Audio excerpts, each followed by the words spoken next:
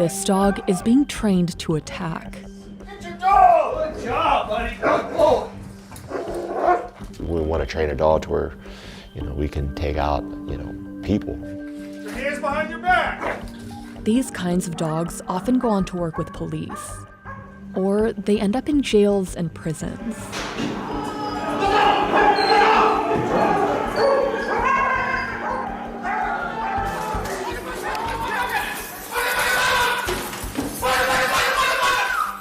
The dog going into a cell, to me that's a human rights violation. All I could hear is a crunch, and the dog was on my leg, just chewing on it. And all I could do was just lay on my stomach and continue to be attacked. Linwood Matthias was bitten inside his cell, in what's believed to be the only country in the world that uses attack-trained dogs this way, the United States. Dog bites to the leg and upper torso and arms.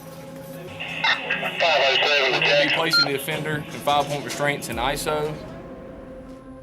Some prison staff told us they need dogs.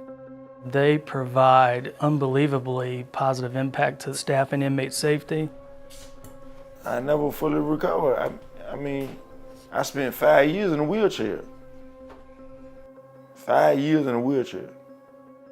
These things are very ferocious. They see anybody except that handler as a threat. And you're not the handler, so, you're fair game. You feel them like shaking you. The only thing they do is what they train to do. You know what I'm saying? Like chew you up. We looked at some of the US's highest security prisons. We heard from bite victims, former correction officers, and people who have called the shots. Hi, this is Hannah Beckler calling from Insider. I'm a reporter. And we poured over thousands of documents and images. I found this really shocking connection between U.S. state prisons and the abuse that occurred at Abu Ghraib in 2003. We wanted to figure out what is the true cost of using dogs in prisons. And why are so many states still doing it?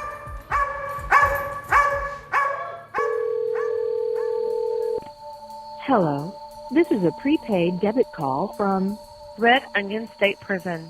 To accept this call, press 0. They use it to rush you. They use it to intimidate you. They use it to do everything. It's animalistic. It makes you look at that animal totally different. It's always on my mind. My skin was just tearing and tearing and tearing. After so much pain, your leg just starts to go numb. This is ugly, to be honest with you. I wish I could scream. Dogs in here do become savages and weapons to hurt us. Michael Edwards was attacked by dogs twice on November 27, 2018. He introduced this footage in a court case that was settled in January 2023. Can you walk? Yeah, I think so. Michael can't discuss it, but he did give Insider permission to share these videos, which show staff tending to his bite wounds. Where you at? Michael struck an officer just before the first dog bit him. He said in his complaint that officers beat him and called him the N-word. Soon after, another officer commanded a second dog to attack. You're going to be placing the 5-point restraint. The dogs bit him in at least 4 places, including on his back. And for the next 16 hours, Michael was strapped down and held in this cell. Using dogs to attack or intimidate incarcerated people is legal in at least 12 states. Insider confirmed that 8 have used them in recent years. So there were 2 high-profile lawsuits that came out of Virginia. I wanted to figure out how often this was actually happening, because they must be documenting these attacks. Like in this video. Officers in Oregon are actually snapping pictures.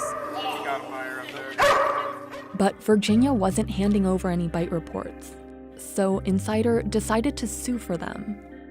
Turns out Virginia recorded hundreds of attacks over 6 years. That's far more than any other state. Arizona ranked second in number of attacks, and had only 15 over the same period.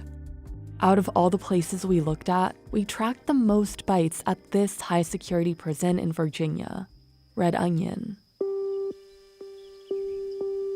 On March 15, 2017, a fight broke out around dinner time.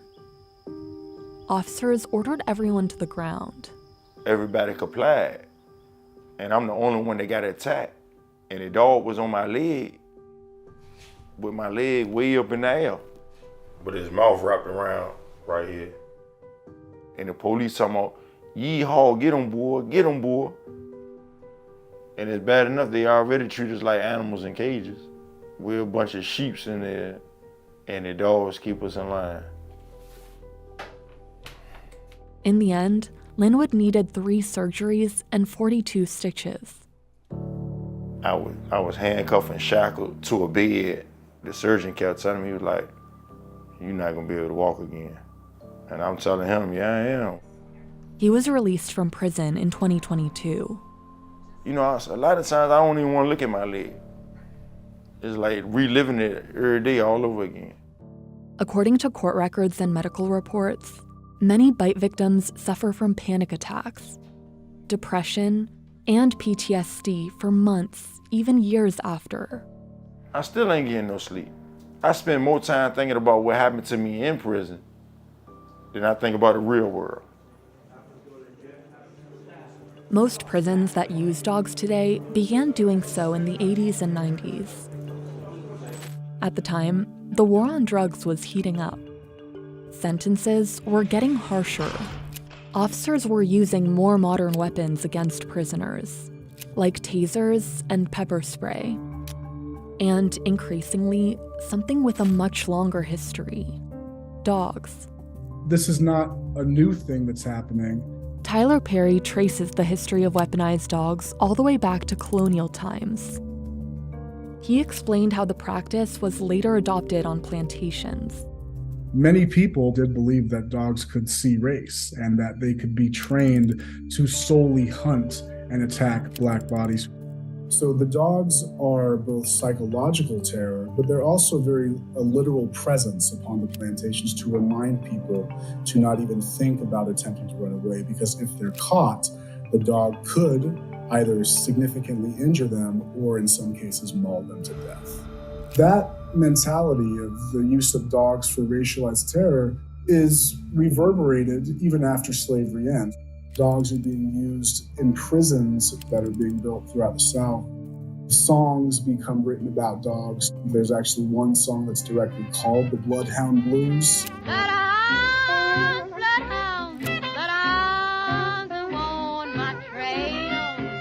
You keep going within all of these different areas of history to where you get to 1963 with Birmingham. In one notorious episode, officers used dogs on black teenagers who were protesting segregation. The struggle in the states between the races has always been bloody, but it has been one-sided. The Negro has been doing most of the bleeding.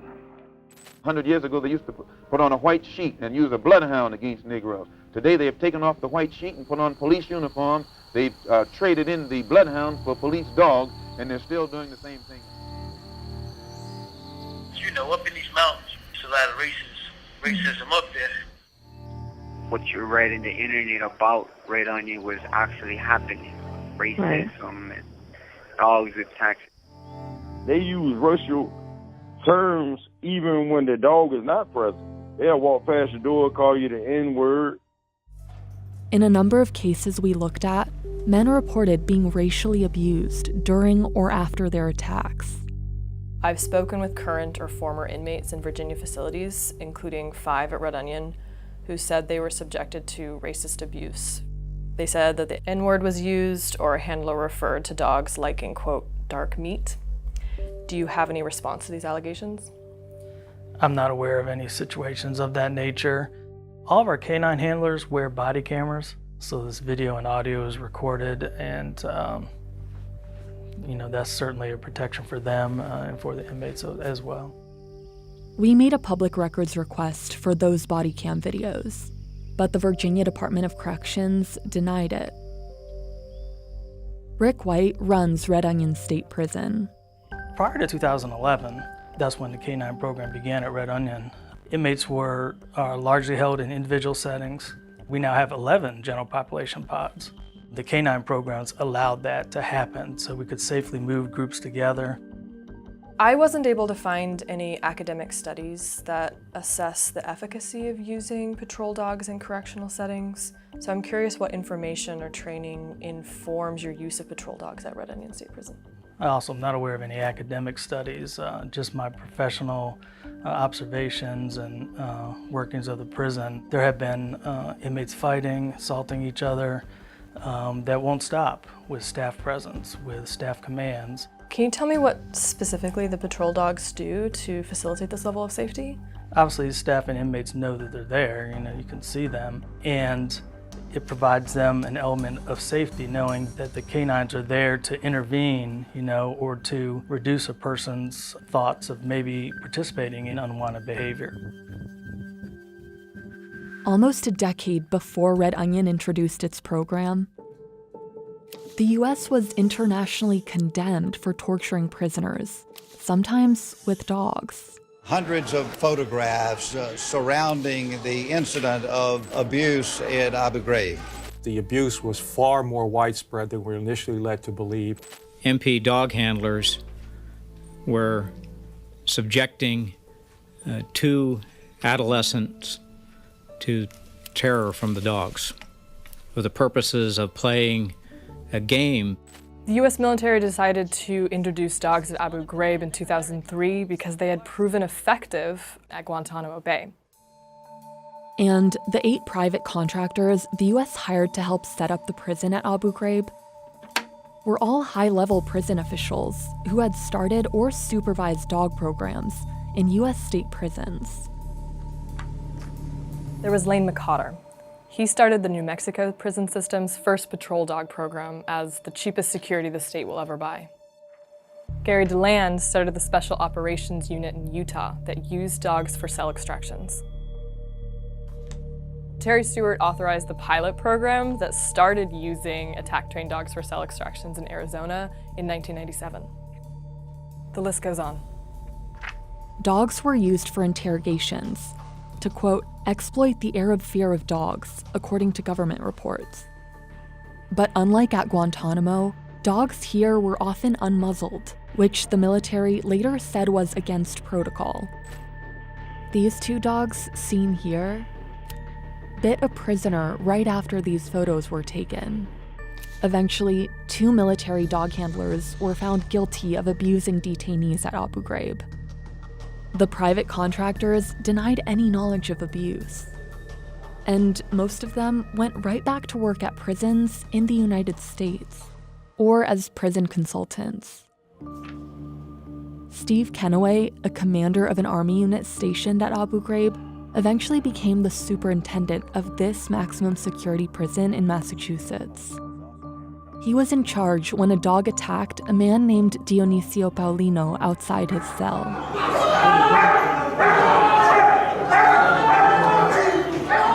The incident is now being investigated by a federal grand jury.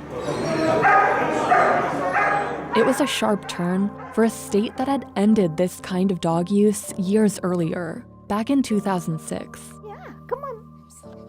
I am absolutely opposed to the use of dogs.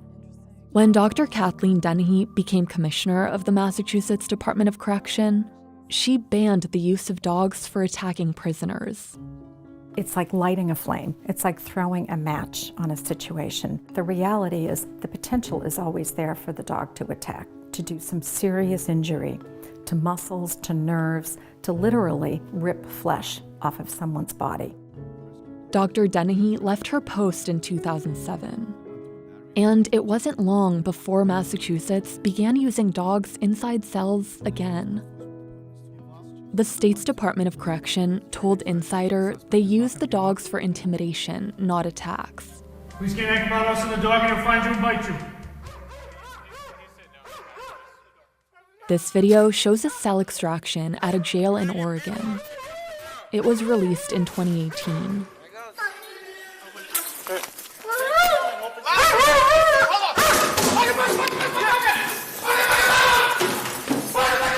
Public outrage followed, and Oregon banned the use of dogs in cell extractions. Relax! Stop resisting! I got him. Insider reached out to all 8 prison systems that we've confirmed still actively use dogs. Virginia told us its operating procedures are authorized by Virginia law. Arizona said it plans to review its protocols. And New Jersey said it's been more than a decade since a dog was physically deployed on a prisoner. Iowa and Connecticut did not respond to our requests for comment.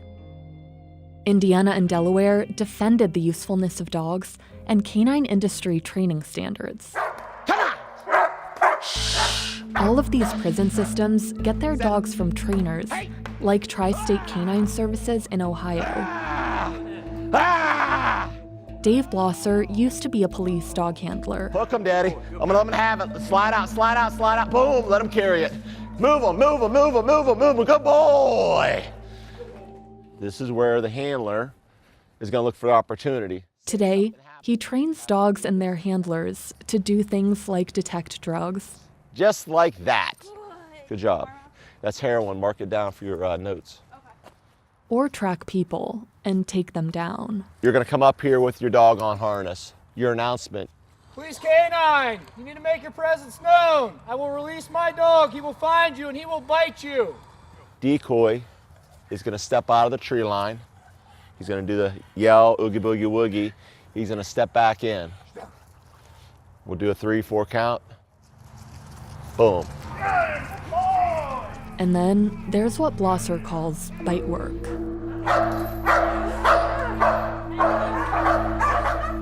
We're trying to build a dog up that's going to take out a human being, not just a 5'5". It may be a 6'5" individual who's jacked up on, a drug or something, and he ain't afraid of nothing. And you can scare the police, but we want it to where you're not going to scare the canine. My dog will take down Satan if he could. Good boy, rebite. Calm him. Good. Calm him. We would advance the dog from biting from a suit to a human by adding what we would call civil agitation. The decoy, the bad guy who's being the perpetrator, coming in and agitating the dog. So we're constantly frustrating the animal to encourage it. This dog, named Pablo, is ready to run through a prison scenario. But first, his target has to suit up in 35 pounds of padding. It's made out of ballistic nylon fabric, thick enough to stop a chainsaw. Soft announcement, then unhook him. Police Department K-9, you need to come out and talk to me. I will release my dog. He will find you and he will bite you. Final warning. Send him. Let the dog go work. Praise him. Do we compare the dog as a weapon? Yes, I do. It's an animal. Every dog has teeth. Suspect up. Pablo Los. Pablo Los. U.S. prisons require dogs be trained to bite once and hold, to minimize flesh tears. But the bite reports Insider obtained through a legal settlement show that dogs often readjust, meaning they clamp down a second, third, or fourth time. I got puncture wounds up the top and at the bottom, like closer to my ankle. A prison dog bit Xavier Goodwin at Red Onion State Prison on December 17, 2015. It felt like your heart in your leg. That's how it felt. That's the closest I can explain it. Like that throbbing, like that boom, boom, boom, boom. Today, he's visiting his therapist, who's helping him deal with PTSD. Xavier says he keeps reliving the attack. I still think about it. A lot. A lot of anger, you know what I mean? A lot of anger. Officers were breaking up a fight and ordered Xavier to the floor. So I laid down on the ground in a prone position, like an airplane. My arms fled out to my side on my stomach. I got my chin on the ground like this. I'm looking up. Then they sprayed him with pepper spray. Once you comply, all that's supposed to stop. They engaged the canine after I was sprayed. I can't see, I can't breathe. And I got him on me, all on me. Then I feel him lift the dog up and put him on my back. And he was just shaking. He had all this right here, he was shaking. Officers eventually took him to get his wounds treated and started walking him back to his cell. That's when Xavier was attacked again. They slammed my head into the steel frame of the door, and he holding my head up against the door. I still can't see, and he bring the dog in, while in handcuff and shackle, and put him on my right leg. According to Xavier's medical records, in the second attack, the dog left multiple deep puncture wounds on his right leg. They engaged on my right leg more than once. So I got 1, 2, 3, 4, and 5. He says officers left him bleeding for 24 hours before getting his second wound treated. So it's hard to let that go, doing it one day at a time. So that's what we're doing now. We're working on putting them pieces back together, then move forward. Most of the dogs that end up in US prisons are imported from Europe. As puppies, many are trained for sport. They compete in elite patrol competitions, like this one. Prisons also prefer German Shepherds and Belgian Malinois because they're considered strong and easy to train. They score points for attacking a person in a bite suit on command. But activists have sounded the alarm on how brutal some other training programs can be. A Finnish animal rights organization released this video of a training school in Germany. We saw documented evidence that dogs are trained to be so aggressive that they harm themselves sometimes too. And even correction officers say they're scared. They call it primal. It's a real brutality that they're witnessing, and then they have to try to recover for months or years afterwards.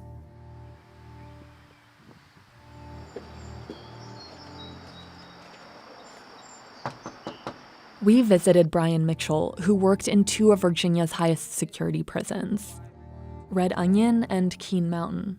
As a staff member, I've came close several times to getting bit by one of those canines. It looks at you the same as an inmate, and it just takes a second for that to happen.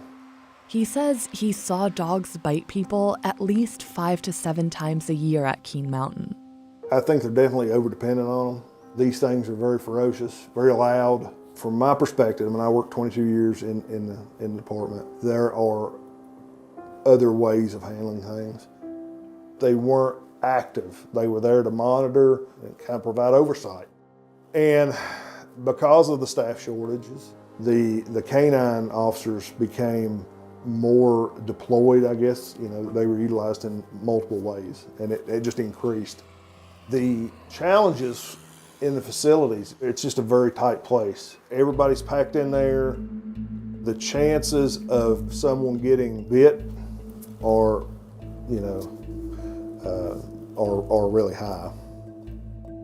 Insider tracked more than a dozen bites on correction officers in 3 states over the past couple of years. Correctional staff are conditioned to dismiss a lot of human feelings. You have to be wired a certain way, I guess. Thick-skinned, but when a dog engages, it's very violent. It's very traumatic. Screaming, fighting, blood. It's just not something you forget. It's a day you'll never forget. It's a day you'll never forget. In 2017, Xavier filed a lawsuit against the correction officers who were present at his attack. What they did was wrong. I'm gonna make them honor what they did to me, Yeah. He says he couldn't get a lawyer, so he had to represent himself. The reality is that the vast majority of these lawsuits, they lose them. So inmates rarely are able to seek any justice for the attacks that happen to them. it's hard because I went in prison healthy and came out not healthy. But I should never be punished after I've already been punished. I'm not saying that being in prison should be a cupcake because we sent there for our crime or to be punished. But we still human at the end of the day. Treat me like a human.